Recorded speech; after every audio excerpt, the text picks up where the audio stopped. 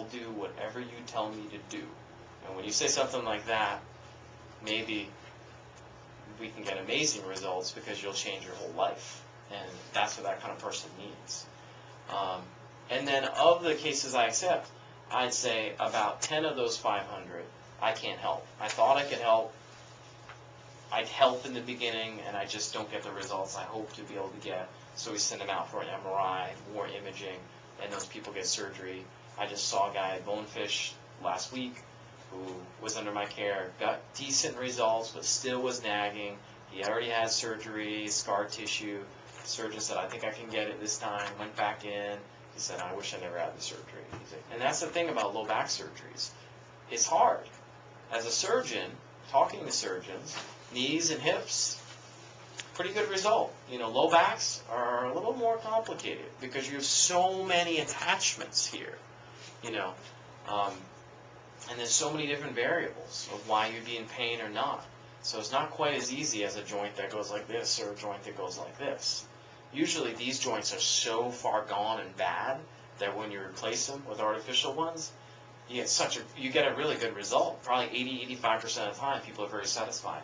There's a new, not new, but it's about a year old now, Consumer Reports survey, largest survey ever done of people with severe low back pain, and they found chiropractors rated higher than any other medical professional of any kind in treatment of low back pain. The American Medical Association says we're the #1 cost-effective treatment for low back pain, and yet still I don't get a lot of medical referrals. So I've been here almost 10 years, and but it's nice. I do get them. I just got one on an auto accident today, but you know, that's only because I have conversations. I have a lunch, I sit down, I explain what I do to the physician, and that makes a lot of sense. Well, that's what I do. When I explain it to them, they go, oh, what you do is like a global kind of advanced physical therapy, athletic rehab. Not all chiropractors are like that. You know, some just want to stay very pure to the adjustment, and that's it. Me, I'm an information junkie, and I love athletics, and I love sports, and I love science, so I'm always trying to find the next thing that can help someone. Because what's the point of me freeing your nervous system if you just get surgery 7 years from now because you didn't know your leg length was 7 millimeters different? I almost did that, being a chiropractor. So for me, it wasn't enough, you know, for me. So that's a little bit of dispute in chiropractic, different chiropractic. You know, you have one group that's very, very pure. You have me, I think I'm somewhat progressive, and you have one almost like almost ortho work that barely even does adjusting. You know, so you can have so many different ranges of chiropractic. That's our profession. All right, your spine. All right, you all sit tight real quick. I'm just going to grab my model spine here and show you a couple things.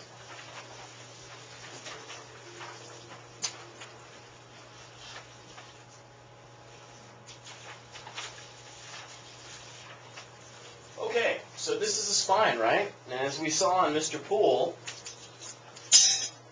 I'll show you quickly what's supposed to happen here. You're supposed to have a nice cervical curve. Got that? Nice cervical curve.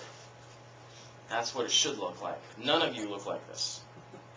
Almost all of you look something like that. Drive up and down 95. That feels great. Everyone do this with your finger. Okay, this is a nice curve, right? Everyone do this. Go ahead. That feels great, doesn't it? Now, many of you look like this. How about do that? Some of you even look like that. Oh, that feels wonderful. Just smash that. Drive up and down 95, lift heavy boxes, you know, sleep on your face. I can go on and on. Thank you. So, from here, the brain comes down through the foramen magnum, and all the communication, the CPU of your body has to make 1 billion decisions every day. The only way it can do that is through the central nervous system, and the only way it can do that is from all the different senses and all the data that comes up into the nervous system straight up to the brain. And science is already proving, obviously, someone like this, with all these nasty spurs, hardly any movement, crushing the nerves, choking them out, is not going to be as healthy as someone that looks like that, open holes, free nervous system, cerebral spinal fluid flowing down, right? This is not very complicated. Again, children get this right.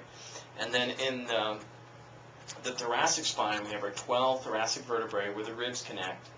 And guess what? If you're like most people, I'd say 80% of people have that hip up and out. So the hip's like that, then the spine goes like that. It goes like that. It's going to pull away from the ribs. You know all about that, right? Okay? Pulls away from the ribs. Your shoulder starts bugging you. Your rhomboids, you start having the scar tissue adhesions through there because you don't move it properly. And maybe you've been like this for 50 years and taking meds, and you're always generally stiff, but you get over it and then it comes back again. And I mean, it's shocking. How do people in 2011, how do you not know about body mechanics? I mean, how? I mean, even Dr. Who's the doctor out there today? The Oprah guy? Phil. No, not Phil. The other guy. That's the other one? Dr. Oz. Dr. Oz. He had Dr. Mercola on there a couple weeks ago. That was good. I like Dr. Mercola. But it's just the most basic thing. You can't be healthy without a balanced structure. So we got the last curve there is the lumbar curve. So guess what? If your neck's if you have weak rhomboids and your chest overpowers you, you do everything like this, right? And then your head's like this, and then your pelvis I just showed you is like that. I'm exaggerating, right? But when you see little ladies like this, you think when they're a little girl they're like this? Do you ever see families where they tend to have the same posture type? It might be apple-shaped, pear-shaped, women. But, even at 13, they're like this. And then you watch the grandma come in and they're like this, So the ladies, they don't really care about when I say degenerative osteoarthritis and disc disease and surgery. They don't even care about that. When I say hump, they're like, oh yeah, I want to get rid of the hump. They care about how they look. But so that's what we work on in phase 2. How to balance it, how to get rid of the hump, how to get back to your curve. And in doing all those things, you will actually have a younger spine. And other things will give out, but not your structure, Yeah. Does this have spurs on it? No. No, okay. No.